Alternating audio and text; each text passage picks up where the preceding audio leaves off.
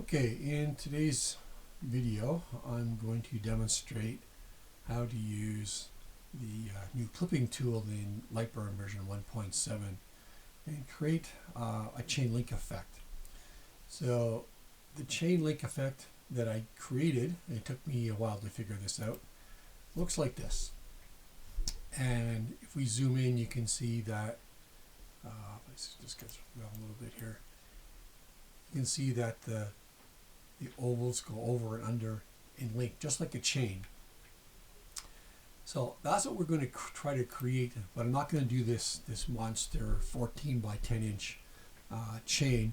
I'm going to do a bit of a smaller one to demo how it's actually done. Okay, so let us go ahead and go into our laser and LightBurn, and we're going to start with an oval. Make an oval, and I want to make it kind of even here, so let's do 40 by 20.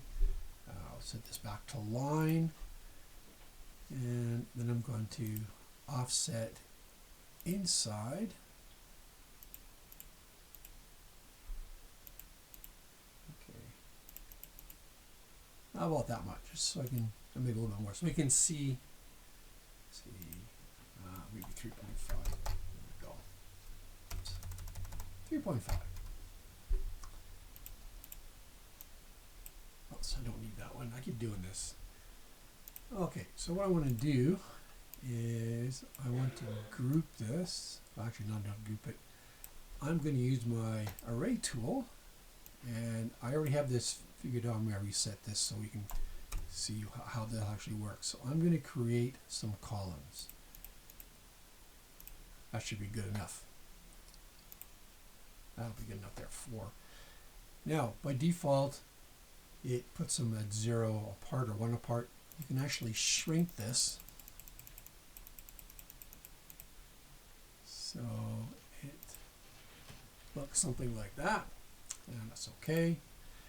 Now, in order for the clipping tool, which is this little scissor icon, to work, this cannot be grouped. So let's ungroup that. And let's zoom in, and I want to do an over-under effect.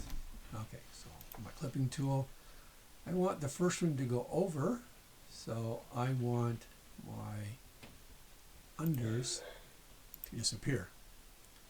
Now I want it to go under, so my overs must disappear. Now I want to do under, over, so it's under, over, so I want to make my underside disappear. And now my,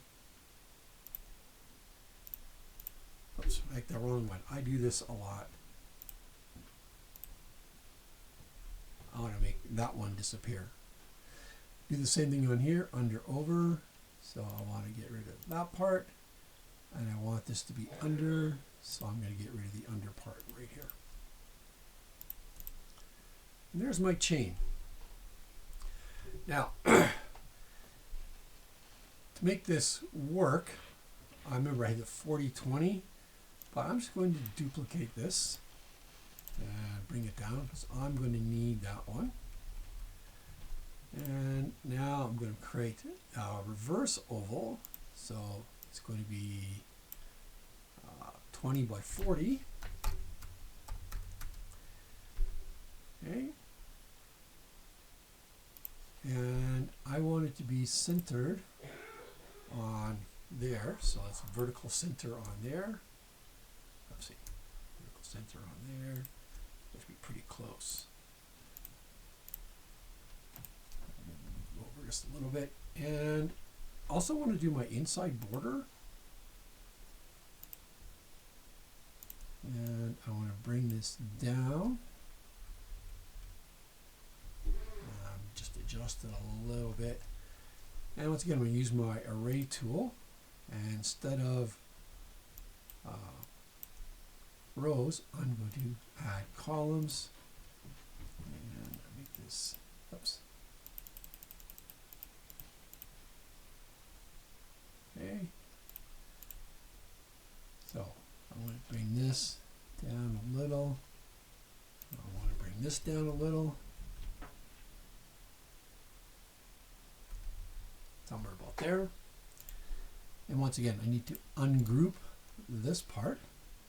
But what I can do is I can take this and I can duplicate it before I go anywhere. And I'm going to bring it over here. So it's about there. And now I'm going to ungroup this part. And now I want this over-under effect to continue. So what I'm going to do is this has to go over. So I'm going to snip that. And this is over. So I need to snip those two. And I continue. So under, over. Let's get rid of the underside. And this goes under. So let's get rid of the underside. And let's shift down a little bit. And once again, I want to get rid of the underside here. And then that part. And I want to go over. And I want to go under. Look at that. Okay, so I also need to ungroup. Side up. I want to ungroup this part, and I want to do my scissor effect again. So this bottom ring goes under. I want it to go over. So I'm going to delete the underside, and now I want to delete the overside. So my rings are overlocking. So get rid of the underside, and there. I want this to go over. I want this to go under. And I shift it down one more time. I want this to go over and under. There. So there's my chain border. It's a real small one, but it's working.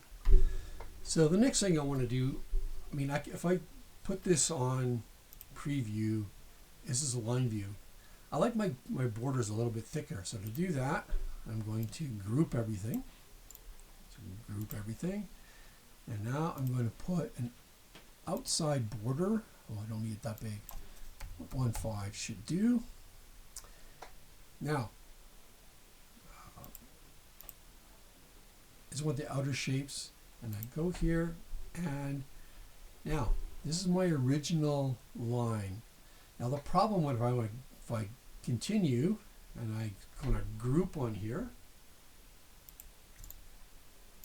and I set my line to fill, I go to preview, I get this nasty error because that inside line is still there. So let's back off a little bit here. Let's go undo, undo, undo, and go back here. Now, what I need to do to get this to work properly for LightBurn, I mean, LightBurn automatically will delete this original line. So let's go delete original objects. Okay, and now I have all my stuff there. And now I can set this to fill. And when I go preview, there's my chain. And if I play this, you'll see that it does a nice little job of creating my chain. Zoom this up a little bit. Just oops. There. Creates my chain.